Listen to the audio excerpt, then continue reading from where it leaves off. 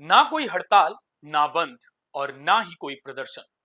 जम्मू कश्मीर विधानसभा चुनाव के आखिरी और तीसरे चरण का मतदान आज मंगलवार को सफलतापूर्वक संपन्न हुआ। तीसरे चरण में 7 जिलों की 40 विधानसभा सीटों पर शाम 5 बजे तक 65.48% वोटिंग हुई है। जी हां, 65.48। हालांकि फाइनल आंकड़े जब सामने आएंगे तो यह वोटिंग परसेंटेज बढ़कर 70% से भी अधिक होने की संभावना है। तीसरे और अंतिम चरण के चुनाव में सबसे अधिक मतदान उधमपुर सीट पर हुआ। उधमपुर में 74% से अधिक मतदान हुआ है। हालांकि सबसे कम बारामूला में 47.95% मतदान हुआ। शाम 6 बजे तक चलने वाली वोटिंग में 39,18,000 वोटर्स ने हिस्सा लिया।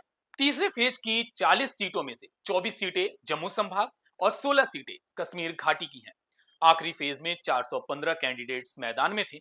इनमें 387 पुरुष और 28 महिला उम्मीदवार हैं। अंतिम चरण का ही मतदान यह तय करने वाला है कि आखिरकार जम्मू कश्मीर की सत्ता में कौन काबिज होगा। तीसरे चरण के मतदान में ना सिर्फ वोटिंग परसेंटेज ने एक नया रिकॉर्ड बनाया, बल्कि एक अन्य कारण से भी यह तीसरा और अंतिम चरण का मतदान बेहद खास है। दरअसल जम्मू कश्मीर में रहने वाले पश्चिमी पाकिस्तान शरणार्थी ने आज आजादी के 7 दशक बाद पहली बार विधानसभा चुनाव में मतदान किया है।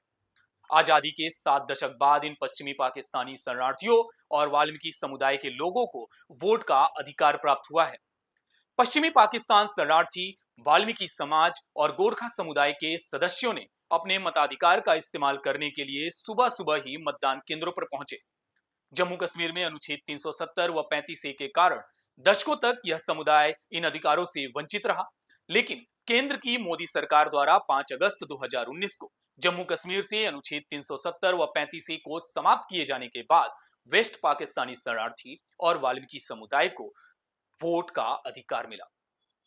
इससे पहले वे क्रमशः 2019 और 2020 में ब्लॉक विकास परिषद और जिला विकास परिषद चुनाव में मतदान कर चुके हैं। लोकतंत्र के इस महापर्व में पहली बार अपने मताधिकार का प्रयोग करने के बाद पश्चिमी पाकिस्तान शरणार्थी और वाल्मीकि समुदाय के लोगों में खासा उत्साह नजर आया। आरएसपुरा से एक दृश्य ऐसा भी सामने आया जहां वेस्ट पाकिस्तानी शरणार्थी खुशी से नाचते व झूमते हुए नजर आए। आप खुद सुनिए वाल्मीकि समुदाय और वेस्ट पाकिस्तानी शरणार्थियों ने वोट डालने के बाद क्या कुछ कहा। सर, मेरा नाम गारू भट्टी, मैं वाल्मीकि समाज से बिलोंग करता हूँ और आज बड़ा सौभाग्यपूर्ण दिन है। एज ए त्यौहार के तौर पे हम इसको मना रहे हैं क्योंकि वाल्मीकि समाज जो है वो यहाँ पे 7 दशक बाद असेंबली के चुनाव में हिस्सा ले रहा है, क्योंकि उसके पास राइट नहीं था, उसके पास ज़मीन खरीदने का हक नहीं था, उसके पास अच्छा कारोबार करने का हक नहीं था, उसके पास अच्छी जॉब करने का हक नहीं था।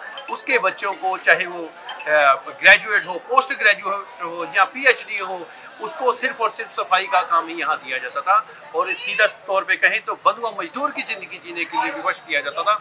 लेकिन 5 अगस्त 2019 के बाद जो एब्रोगेशन ऑफ 35A एंड धारा 370 हुई है, उसके बाद वाल्मीकि समाज को ये मौका मिला है कि आज हम वोट भी कर सकते हैं। आज हमें शेड्यूल कास्ट कैटेगरी में भी डाल दिया गया है, दलित समाज का हिस्सा मान लिया गया है। आज हमारे पास डोमिसाइल राइट है कि हमारे बच्चे अच्छी पोस्टों के लिए अप्लाई कर सकते हैं। तो इसलिए ये जो मार्ग खुले प्रशस्त हुए हैं और आज का जो दिन है वो असेंबली चुनाव का, वो हमारे लिए खुशियां लेके आए हैं। इसके लिए हम मोदी साहब को धन्यवाद।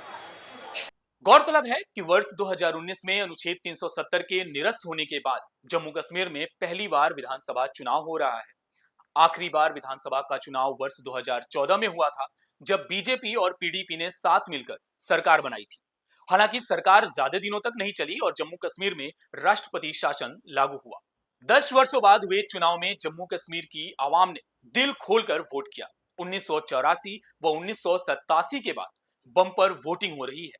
साइकोलॉजी की भाषा में इसे इमोशनल वोटिंग कह सकते हैं, वरना दहशत के बीच यहां पली बढ़ी कई पीढ़ियां ऐसी हैं जिन्होंने कभी वोट तक नहीं डाला।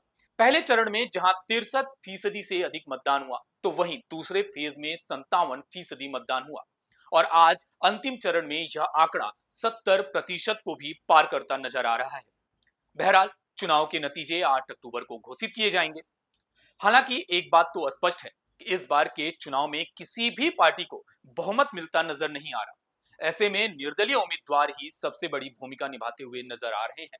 लेकिन फिर भी अब यह देखना दिलचस्प होगा कि चुनाव के परिणाम क्या आते हैं। अभी के लिए फिलहाल इतना ही। अगर आप हमारे चैनल पर नए हैं तो कृपया हमारे सभी प्लेटफॉर्म को लाइक और सब्सक्राइब जरूर करें, ताकि चुनाव तथा अन्य महत्वपूर्ण विषयों से जुड़ी खबरों से आप अपडेट होते रहें। जुड़े रहिए हमारे साथ। नमस्कार।